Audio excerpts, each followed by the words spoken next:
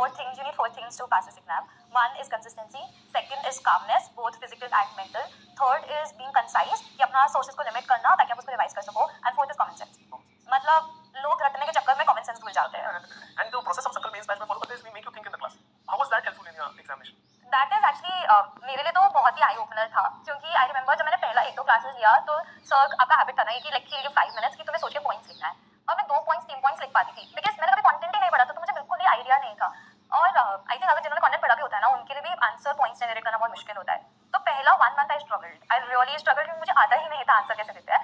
But वो एक skill है. I genuinely think answer writing ना एक स्किल है and it's an acquired skill. आप सोचोगे, आप प्रैक्टिस करोगे, आपका वो इंप्रूवमेंट होगा, तभी टेस्ट इंपॉर्टेंट है, क्योंकि वो आपका आंसर राइटिंग का स्पीड, आपका तरीका जितना ज्यादा लिखोगे उतना बेटर होता है उसका तरीका.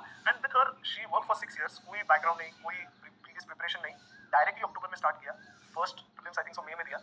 जून हो गया था. हाँ, मई जून में because of the Delhi election थोड़ा postpone हो गया था.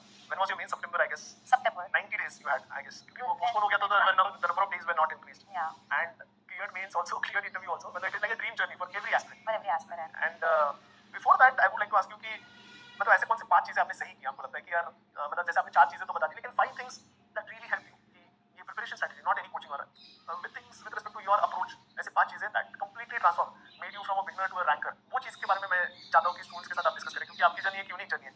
Hardly 5% students are first, 5 to 10% मान कम है, एंड उसमें भी टॉप 100 में तो और भी डिफिकल्ट हो जाता है. तो वो ऐसे I would like you to share those 5 things.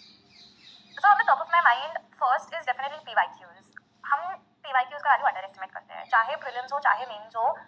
Keep revisiting PYQs. आप हर बार PYQ देखोगे ना आपको कुछ नया दिखेगा. और यूपीएससी अपने PYQs से ऑब्वियसली सेम कभी नहीं पूछेगा, बट उन थीम्स पे पूछेगा, उन टॉपिक से पूछेगा. आप आइडेंटिफाई करने लग जाते हो और आप प्रिडिक्ट करने लग जाते हो कि क्या पूछने वाला है. तो that's first. Second is please overcome your FOMO.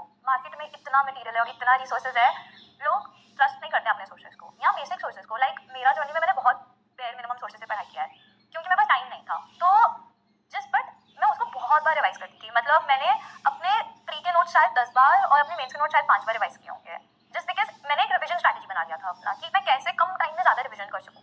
तो क्योंकि आई कम अक्रॉस एस्पिरेंट्स वो कहते हैं हमारा एक रीडिंग ही नहीं खत्म हो रहा है या एक रिविजन हो गया बहुत बड़ी बात हो गई, आप नहीं रिकॉल कर रहा हो, आप नहीं रिप्रोड्यूस कर पाओगे. Revise prelims for at least 10 times. I revise Mains for at least 5 times I guess. Yes, मतलब बिफोर एग्जामिनेशन विच इंक्लूड्स कि मैं अगर फुल एंड टेस्ट के लिए रिवाइज करूँ या कुछ भी, बट रिविजन इज रिविजन, आपके दिमाग में बैठ रही है वो बात. तो that is the second thing. Third is reproducing what you know. आप please answer, specially mains, because mains के मार्क्स आपका रैंक डिसाइड करते हैं.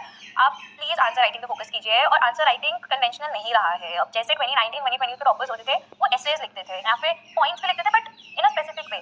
अभी which I think work for me is मैंने अपना प्रेजेंटेशन स्टाइल काफी चेंज कर दिया. Like diagrams, data, figures, maths, charts, tables, कुछ भी ऐसा जो मेरे एग्जामिनर की मोनोटनी ब्रेक करे. अगर उसके सामने 10 कॉपीज पढ़ी हैं, every aspirant right similar answer, सबने वही सोर्सेस पढ़े हैं, तो वो एक को ज़्यादा और एक को कम क्यों देगा अगर उसके पास कोई डिफरेंशिएटर है. तो आप उस पर फोकस कीजिए. Fourth is static is the thing. Like again can't focus enough. Prelims तो बहुत इजीली स्टैटिक से निकाला जा सकता है. Current affairs yes plays a role आपको एक डिफरेंशिएटर देने के लिए, पर उसको ओवर इंडेक्स नहीं कर सकते क्योंकि वो बहुत वास्ट है. स्टैटिक पे फोकस कीजिए.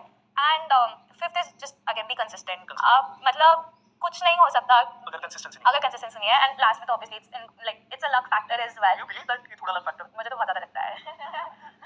How many hours did you study? आपके